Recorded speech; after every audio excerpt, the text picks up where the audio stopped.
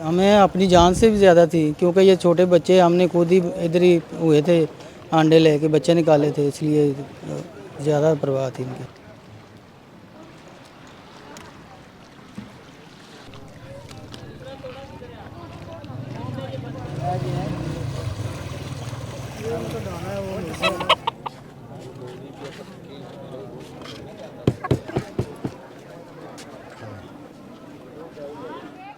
तकरीबन अभी 8 दिन हो गए सैलाब आया हुआ है, ये 8 दिन अंदर ही रही हैं और हम इधर रह रहे हैं 3 साल से।